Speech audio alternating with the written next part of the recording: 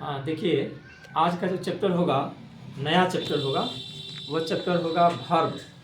Verb का chapter बहुत important है। ये जो चैप्टर आप कर रहे हैं, ये 22वां दिन का चैप्टर 4 पार्ट नंबर 1 है।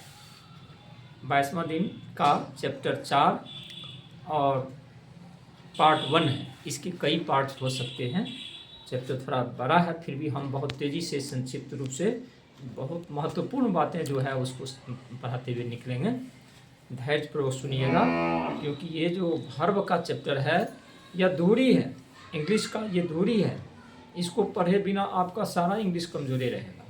इसीलिए इसको खूब ध्यान से समझना होगा कि वर्ब क्या है, और इस पर आधारित सारे जितने भी सेंटेंस होते हैं सब डिपेंड करते हैं वर्ब के ऊपर ही। इसलिए आगे इसको ध्यान से समझिए। वर्ब किसे कहते हैं? That which denotes an action to be done is called verb. जिसका that which denotes an action, जिससे किसी कार्य का करना या होना समझा जाए, या जिससे किसी शब्द के करने या होने का बोध हो, उसको वर्ब कहते हैं। तो वर्ब का यही चैप्टर है, ये एक परिभाषा है।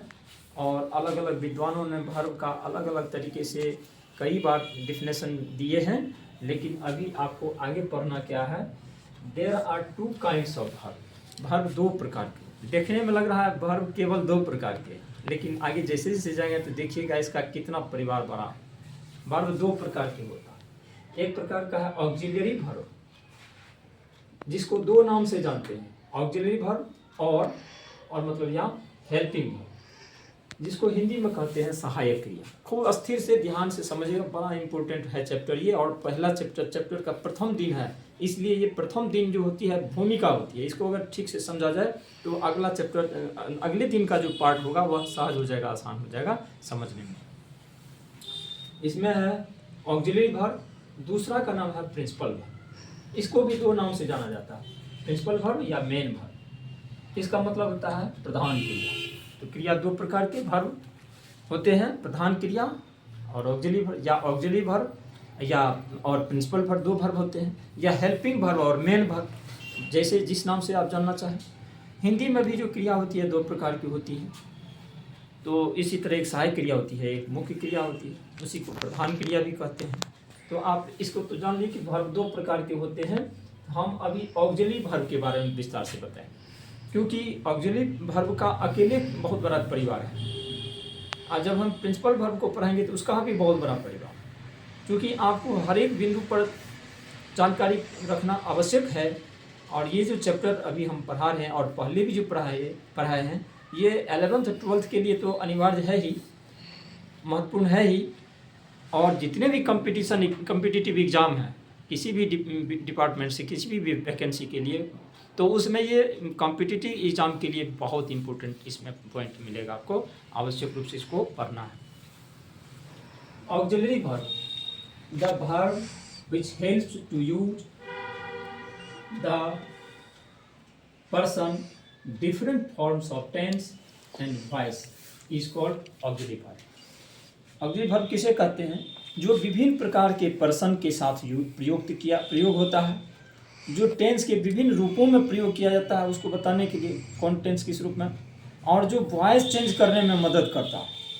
इतने सारे काम जो जिसके द्वारा किया जाता है, या इतने सारे काम करने में जिसकी मदद ली जाती है, जिससे सहायता मिलती है, ऐसे वर्ब को ऑक्सिलरी वर्ब कहते हैं। यही है ऑक्सिलरी वर्ब। जो वर्ब पर्सन टेंस के विभिन्न रूप एवं वॉइस का प्रयोग में सहायक हो उसे क्या कहते हैं?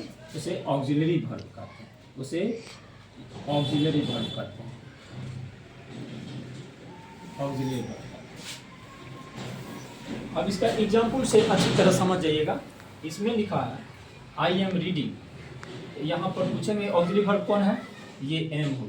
अब इसमें हमने बताया कि पर्सन का भी जिक्र किया है, इसमें पर्सन को भी कंट्रोल करता है। आई है तो एम लगेगा, क्या यहाँ इज लग सकता है क्या? अगर हम लिखें तो गलत हो जाएगा। तो यहाँ ऑक्सिलरी वर्ब किस रूप में आया है? एम के रूप में। और यह सब्जेक्ट को बोध कराता है कि ये कोई सब्जेक्ट एम आया है, इसीलिए यहाँ कोई सब्जेक्ट आई है जो फर्स्ट पर्सन सिंगुलर नंबर में है, और इसीलिए इसके साथ एम का प्रयोग है। अगर यहाँ दूसरा कोई सब्जेक्ट होता है ही, सी, दे, तो उसके साथ एम का प्रयोग नहीं होता। तो आई एम रीडिंग, यहाँ एम हो गया auxiliary verb. He was teaching, I N G छूटा है, I N G, he was teaching, तो वह पढ़ रहा था, he was teaching, he was teaching, जैसे कि वह क्या हो गया, वह पढ़ा रहे थे, ही वाज टीचिंग, वह पढ़ा रहे थे। आई रोट इट, यहाँ आई वाज जो लिखे हैं ये हो गया इसका auxiliary verb. I wrote it, मैंने इसे लिखा, इसमें कोई ऑक्सिलरी वर्ब नहीं। इट वाज रिटन, यह लिखा गया, इसमें ऑक्सिलरी वर्ब है। देखें ऑक्सिलरी वर्ब किसको किसको कहते हैं। इसका काम क्या है, यहाँ पर ये पैसिव वॉइस में सेंटेंस है, तो पैसिव वॉइस बनाने में भी वाज का प्रयोग, जो ऑक्सिलरी वर्ब है वाज का प्रयोग किया गया, इसके बिना पैसिव वॉइस नहीं बन सकता है। जैसे he was teaching, past tense में किसी काम के जारी अवस्था को बतलाने के लिए भी हमको वाज वेयर का प्रयोग करना पड़ता है। यहाँ third person singular number subject होने के कारण यहाँ पर वाज का प्रयोग किए, यहाँ अगर प्लूरल होता तो वेयर भी होता। इस तरह से ऑक्सिलरी वर्ब टेंस बताने के लिए भी प्रयुक्त हुआ है। कौन टेंस में, प्रेजेंट है कि पास्ट में। नंबर पर्सन बताने के लिए कि आई रहेगा तो एम होगा, ही रहेगा तो वाज होगा, चाहे प्रेजेंट में इज होगा। और पैसिव वॉइस में कोई सेंटेंस होगा तो उसमें भी उस ऑक्सिलरी वर्ब का प्रयोग किया जाएगा। तो इस तरह आप समझिए कि जैसा डिफिनेशन कहता है, डिफिनेशन के अनुरूप आपको ये एग्जाम्पल द्वारा समझाने की कोशिश किए हैं, और लगता है कि ये प्रमाणित हो गया एग्जाम्पल द्वारा। आगे देखिए, अब ऑक्सिलरी वर्ब का ये परिचय हुआ, एक तरह से डिफिनेशन हुआ, एग्जाम्पल द्वारा हमने दिया। अब हम इसका आगे का क्लासिफिकेशन करते हैं। There are 3 kinds of auxiliary verb. Auxiliary verb अब कितने प्रकार के होते हैं? ऑक्सिलरी वर्ब 3 प्रकार के होते हैं। इसको खूब ध्यान से समझना है। This is the base point of article of verb chapter, and all the parts of next chapter will depend only on this 3 parts of auxiliary verb. ये इसी 3 पार्ट्स, ये 3 पार्ट जो ऑक्सिलरी वर्ब के हैं इसी पर डिपेंड करेंगे आगे का जो भी पार्ट इसके चैप्टर में पढ़ेंगे आप। तो इसमें लिखा हुआ है primary auxiliary verb. Primary auxiliary verb की संख्या कितनी है? 11 है। मॉडल ऑक्सिलरी वर्ब की संख्या 10 है, और मार्जिनल ऑक्सिलरी वर्ब की संख्या 3 है। इस प्रकार से ऑक्सिलरी वर्ब की टोटल संख्या कितनी है? 24। ऑक्सिलरी वर्ब की टोटल संख्या कितनी है? 24, याद रखना।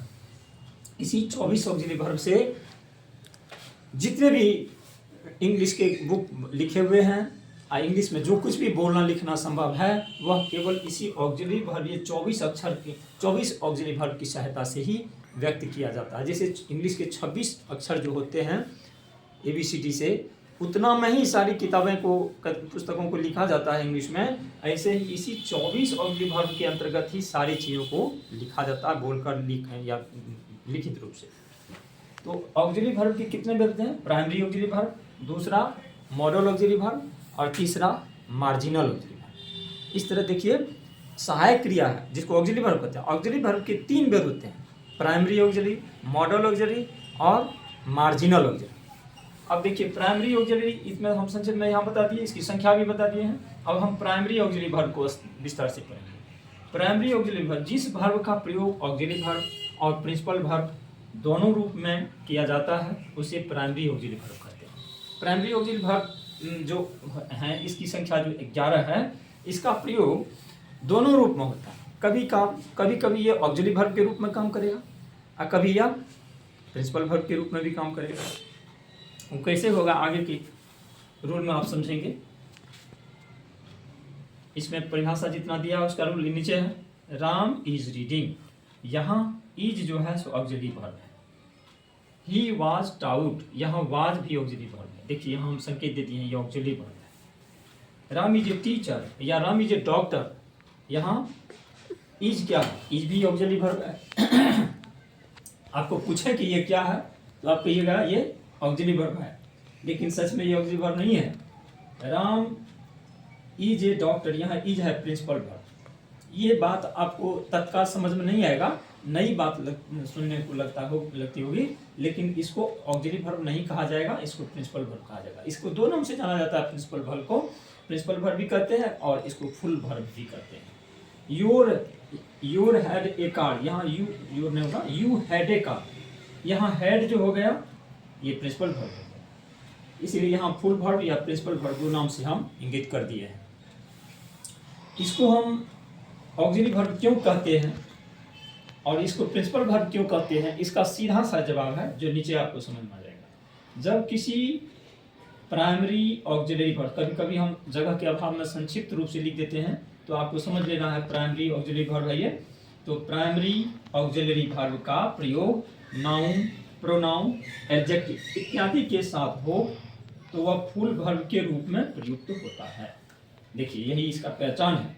अगर ऑक्सिलरी वर्ब जो है जैसे is, are, am, was, were, has, have, had, इन सब ऑक्सिलरी वर्ब का प्रयोग अगर किसी नाउन के पहले हो या इस ऑक्सिलरी वर्ब के बाद कोई नाउन आता हो या प्रोनाउन या एडजेक्टिव, तब जो ये ऑक्सिलरी वर्ब होगा इसका तब पहचान, इसका जो स्वरूप होगा तब वह ऑक्सिलरी वर्ब फुल वर्ब के रूप में होगा। किसके रूप में होगा?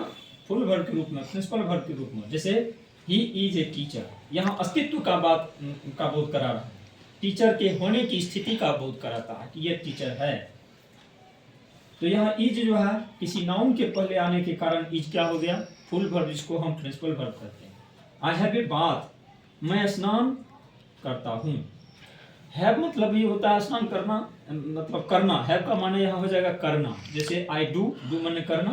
कभी कभी हैव का मतलब नहाना भी हो जाता है, आवश्यकता पड़ने पर इसका मतलब आराम करना भी हो जाता है। जैसे टेक ए रेस्ट, तो हैव ए रेस्ट। आगे के चैप्टर में खूब विस्तार से इसको पढ़िएगा, बहुत ही इंटरेस्टिंग है ये।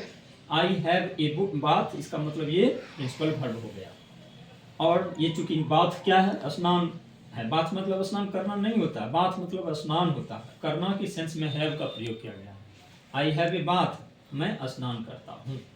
आई डू माई वर्क, यहाँ डू जो है प्रिंसिपल वर्ब है। मैं अपना काम करता हूँ, यहाँ डू क्या हो गया? Principal verb. इसी को फुल वर्ब भी कहते हैं, प्रिंसिपल वर्ब भी कहते हैं। इससे साबित होता है ये जो डू आया है किसके पहले आया है, या इस डू के बाद कौन आया है? कोई नाउन आया है। यहाँ भी देखिए हैव के बाद कोई नाउन आया है, ही के बाद कोई नाउन आया है। तो इस तरह कोई भी अगर नाउन आता है या कोई एडजेक्टिव आ जाता है, जैसे अगर हम कहेंगे एडजेक्टिव, तो जैसे कहेंगे इट इज रेड, या लाल है, तो यहाँ रेड इज के बाद क्या आ गया? एडजेक्टिव आ गया। तो इस तरह कोई भी एडजेक्टिव हो या प्रोनाउन हो या नाउन हो जो किसी ऑक्सिलरी वर्ब के बाद आता है, तो उस स्थिति में ऑक्सिलरी वर्ब को फुल वर्ब या प्रिंसिपल वर्ब कहा जाता है। इसको ठीक से याद रख लीजिएगा। आगे है, जब किसी प्राइमरी ऑक्सिलरी वर्ब का प्रयोग किसी प्रिंसिपल वर्ब के पहले हो तो वह ऑक्सिलरी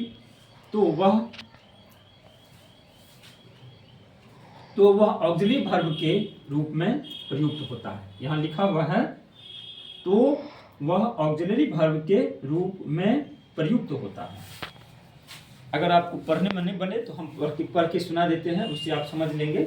जब किसी प्राइमरी ऑक्सिलरी वर्ब का प्रयोग किसी प्रिंसिपल वर्ब के पहले हो तो वह ऑक्सिलरी वर्ब के रूप में प्रयुक्त होता है। इसका एग्जाम्पल से समझिए। जैसे ही इज रीडिंग कहता है, जब किसी ऑक्सिलरी वर्ब, तो यहाँ ऑक्सिलरी वर्ब हो गया, का प्रयोग प्रिंसिपल वर्ब के पहले हो, यहाँ ये है रीड है प्रिंसिपल वर्ब, पढ़ना, लिखना, खाना, ये होता है प्रिंसिपल वर्ब, इसके ठीक पहले आया है। तो अब इसमें ये जब प्रिंसिपल साहब यहाँ पर है ही, तो यहाँ दूसरा प्रिंसिपल कौन आएगा? ये तो तब उप प्रिंसिपल, वाइस प्रिंसिपल ही तो हो सकता है, अर्थात सहायक क्रिया ही, या सहायक टीचर जैसे होता है ना, तो सहायक क्रिया ही तो होगी। मुख्य क्रिया जब यहाँ है ही तो इसके बगल में जो इज आर एम का प्रयोग होगा तो वह सहायक क्रिया मात्र कहलाएगा, जिसको इंग्लिश में ऑक्सिलरी वर्ब कहते हैं। ये प्रिंसिपल वर्ब नहीं कहला सकता। इसी जगह अगर नाउन दे दीजिए, ही इज ए डॉक्टर, तो यहाँ प्रिंसिपल वर्ब हो जाएगा, चूंकि यहाँ एक नाउन है। इसकी पावर में इससे ज़्यादा पावर का कोई रीड होना चाहिए, सो तो है नहीं यहाँ, इसलिए ही इज रीडिंग में इज क्या है? Auxiliary verb.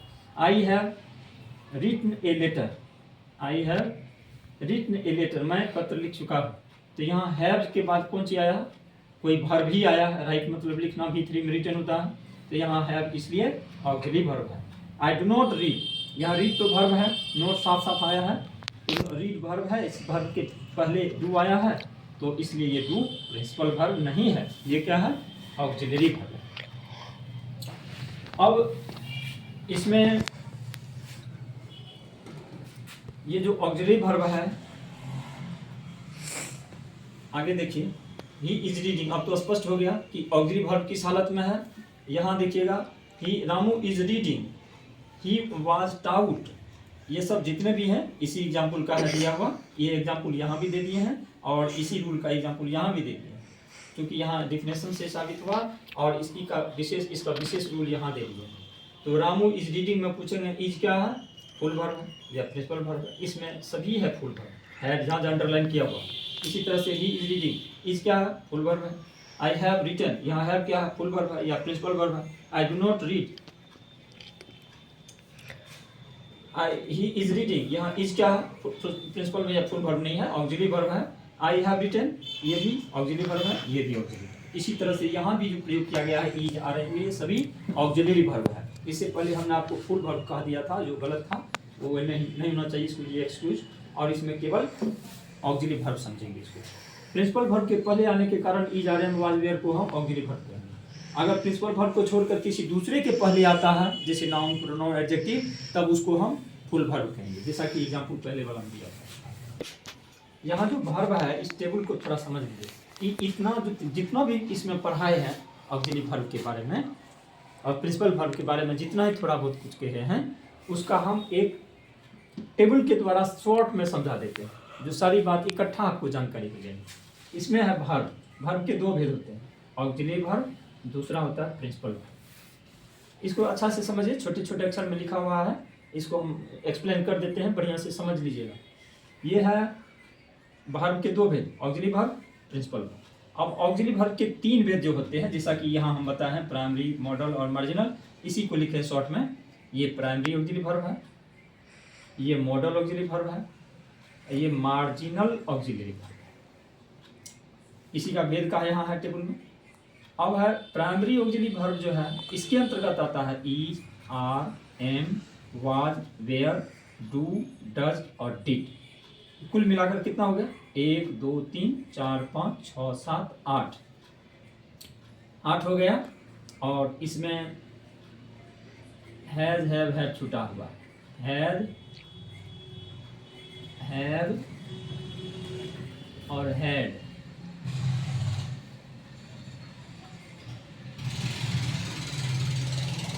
हैड, हैव और हैड, इसको गिनती करने से क्या हो जाएगा, 8 3 11। इसीलिए प्राइमरी ऑक्सिलरी वर्ब की संख्या कितनी है, 11 है। Is, are, am, was, were, do, does, did, has, have और हैड, ये कुल मिला करके प्राइमरी ऑक्सिलरी वर्ब की संख्या 11 है। अब मॉडल ऑक्सिलरी वर्ब में, मॉडल में must, ought to, can, could, shall, should, may, might और विल, वुड। इसकी टोटल संख्या कितनी हो जाती है, 1 2 3 4 5 6 7 8 9 10। इसकी कुल संख्या 10 हो जाती है। इसलिए मॉडल ऑक्सिलरी वर्ब की संख्या में क्या लिखे हैं, 10 लिखे हैं।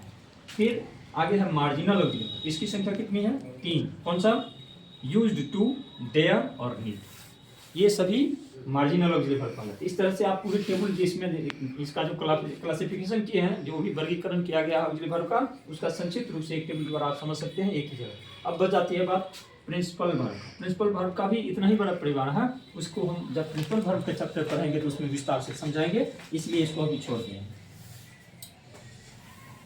आगे का चैप्टर है, आगे का जो ये स्टांजा देखिए, प्राइमरी ऑक्सिलरी वर्ब के बारे में आप समझेंगे। प्राइमरी ऑक्सिलरी वर्ब को तीन रूप होते हैं। प्राइमरी ऑक्सिलरी वर्ब के जो हैं 3 रूपों में इसको विभाजित करके समझाया गया है, जिसको कहते हैं verb to be, verb to have और वर्ब टू डू।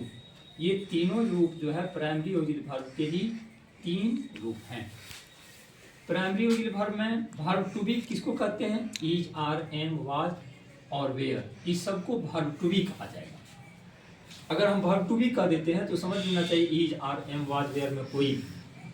अब हम कभी जरूरी पड़ेगा तो इसका खूब प्रयोग करेंगे वर्ब टू बी कहते। तो आपको अब ये याद रख लेना है कि वर्ब टू बी कहने का मतलब होता है is, are, am, was, were, इसको वर्ब टू बी कहा जाए। दूसरा है verb to have. Verb to have आता है हैज, हैव, हैड, इसकी संख्या 3 है, वर्ब टू बी की संख्या 5 है। तो देख लीजिए, verb to have, has, have, had, ये वर्ब टू हैव हो गया। और वर्ब टू डू की संख्या भी 3 है, डू, डज, डिड, तो ये do, does, do, does, did verb to do है। अगर हम कह देंगे कभी वर्ब टू डू तो समझ लेना है इसमें तीनों में से कोई भी। तो अब इसकी टोटल गिनती करते हैं तो 11 हो जाता है। ये 11 जो है वही 11 यहाँ दिखाया गया है, अब वही 11 संख्या यहाँ दिखाई गई है। ये इस तरह से आप समझ लीजिए एक ही चीज। अब इसका रूल कुछ है, वर्ब टू बी का क्या रूल है, टू हैव का, टू डू का, उसका नीचे दिया जाता है। वर्ब टू बी के बाद प्रिंसिपल वर्ब अपने मूल रूप में नहीं आता।